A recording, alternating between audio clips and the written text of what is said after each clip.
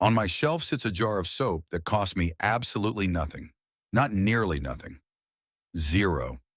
One of the ingredients was right next to my fireplace, and the other was sitting in my kitchen. I was actually planning to throw one of them away. This soap cleans, it lathers, and it feels better on my skin than most products I have paid for. The raw material is sitting next to your fireplace at this very moment. This is the soap used by the Vikings. The soap of the frontier family was made from scratch every autumn, and I am going to show you exactly how to make it. I will be completely honest with you about the final result because most videos on this topic either skip that part or get it entirely wrong. You already know what happens when ash gets wet. That gray slurry when rain hits a cold fire pit, or the dark, slightly slimy residue on your hands after handling damp ash. That slick, almost soapy feeling isn't your imagination. When water passes through wood ash, it dissolves the potassium compounds inside and carries them into a solution. The resulting liquid is alkaline enough to begin breaking down fats on contact, which is, at a molecular level, exactly what soap does. This reaction is called saponification. Fat meets alkali.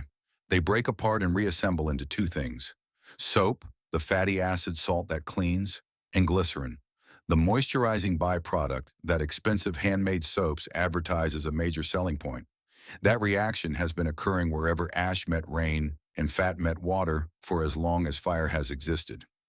Around 5,000 years ago, people noticed this and started doing it on purpose. The oldest documented soap recipe was recorded in Sumer around 2800 BCE, using ash and rendered fat combined and heated. The Egyptians documented it, and the Romans scaled it up. By the Norse era, soap making from wood ash was so embedded in daily life that the word lye, the English word for the alkaline liquid that makes soap possible, comes directly from the Proto-Germanic root meaning to wash. The chemistry was the same, the ash was the same, and the fat was the same. The only thing that has changed over 5,000 years is the jar you store it in. Here is exactly what you need, and this is genuinely all of it. First, wood ash, specifically hardwood like oak, hickory, maple, or beech.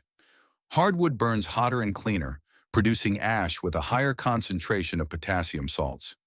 You want the fine pale gray powder from a fully burned fire, not the dark chunky charcoal from an incomplete burn. Sift out any large black pieces. The whiter and finer the ash, the stronger your lye will be. Next, you need rainwater or distilled water, not tap water. Tap water contains minerals that interfere with the leaching process. A bucket left outside does the job perfectly. You also need free fat. Rendered tallow or lard produces the most reliable soap with a good lather. Olive oil makes a gentler soap, while coconut oil makes a harder, higher lathering one. Whatever you have available warmed until it is liquid. You will need a wooden, plastic, or stainless steel container for leaching. Do not use aluminum, as lye dissolves aluminum and produces hydrogen gas. Most importantly, you must have rubber gloves and a bottle of vinegar kept close by.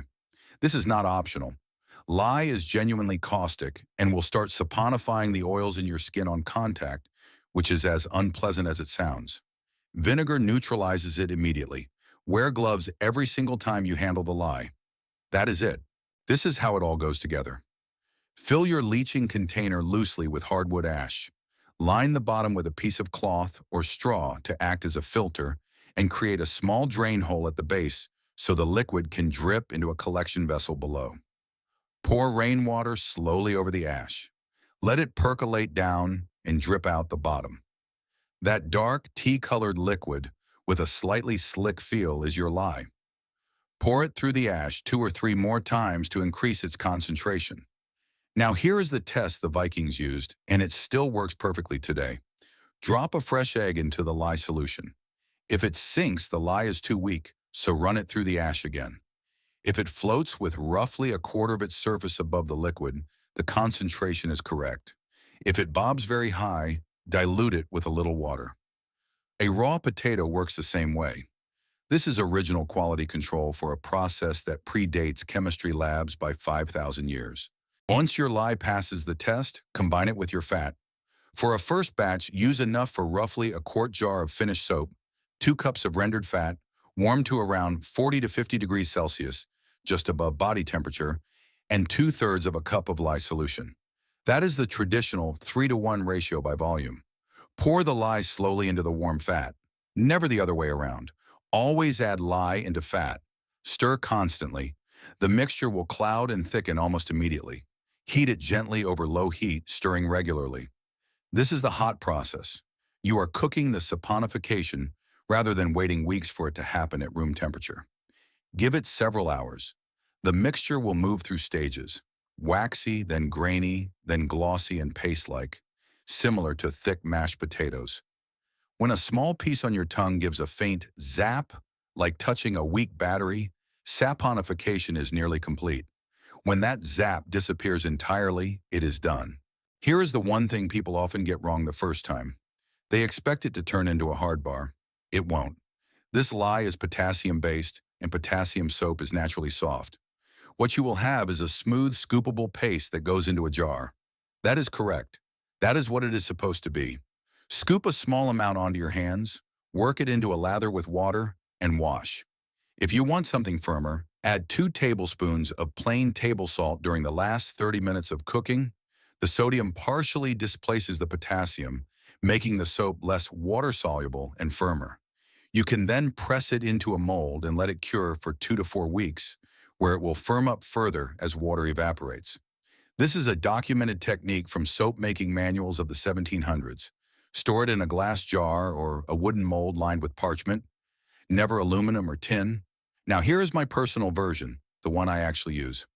Once the soap is cooked and still warm off the heat, I stir in a small handful of dried mint leaves ground to a rough powder. Mint grows like it is trying to take over my garden. Plant it once, and you will have more than you know what to do with for the rest of your life. It adds a faint natural scent and a slight texture I have come to prefer over smooth commercial soap. I also add dried lavender. I planted it once, about 10 years ago, and now I have a full patch along the south side of the house. Lavender has documented natural antimicrobial properties, not just a folk claim, but actual pharmacological activity, which complements what the soap is already doing and leaves the skin feeling genuinely good rather than stripped. This combination is what I use for shaving. I will say this directly. Nothing I have ever paid for has left my face feeling the way this does. The glycerin formed during saponification stays in the soap instead of being extracted like it is in commercial bars. That is the difference you feel. If you don't have mint or lavender, 5 drops of each as essential oil stirred in at the same final stage gets you essentially the same result. These are available at any health food store or online for a few dollars and will last for years of batches. Your soap, your scent. That is the point. Before I reach the conclusion, there is one more reason I make this myself, and I would be doing you a disservice not to mention it. If you have been paying any attention at all to what goes into commercial soap and personal care products, you already know the situation is bad. Parabens, phthalates, synthetic fragrances, sodium lauryl sulfate, and triclosan are not obscure fringe concerns. They are documented endocrine disruptors and hormone mimickers that appear on ingredient lists of products people use on their skin every single day. Your skin is not a barrier that stops everything. It is a membrane. What you put on it absorbs into your bloodstream. That is the same mechanism behind nicotine patches and hormone therapy creams. It works because the skin absorbs. According to the Environmental Working Group, the average person applies between 9 and 15 personal care products daily, exposing themselves to over 100 unique chemical ingredients before they even leave the house in the morning. I am not telling you this to make you afraid. I am telling you that knowing how to make your own soap from 2 ingredients you already have means you know exactly what is in it. Nothing is hidden. There are no 12-syllable names you cannot pronounce. Just fat and ash. The same 2 things that kept people clean for 5,000 years before a laboratory ever got involved. And that is also why I make my own deodorant. But that is a topic for a different video. The thing that keeps sticking with me is how completely this process was replaced. It wasn't because it stopped working, but because someone figured out how to sell you an alternative. Commercial soap production using refined sodium hydroxide began in earnest in the early 19th century.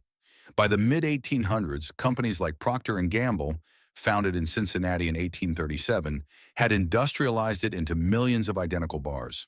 By 1879, ivory soap was advertising that it floated. By the early 20th century, making soap from ash had drifted from a common household skill to something eccentric, and then it was forgotten. However, the ash from your fireplace still contains exactly the same compounds it always did. The fat in your kitchen still saponifies the same way it did in Sumer. The egg test still works, and the zap test still works. The raw materials are in your house right now, and they always have been. I don't know what your situation is or why you are watching this. Maybe you want to close one more loop towards self-sufficiency. Maybe soap is the prep item you hadn't thought about yet. Maybe you just like knowing how things actually work and ended up here at midnight, following a question you couldn't stop pulling on. It doesn't matter. It works either way. Now you know how. If this journey into the ancient chemistry of your fireplace has changed the way you look at the resources around you, please subscribe and like the channel.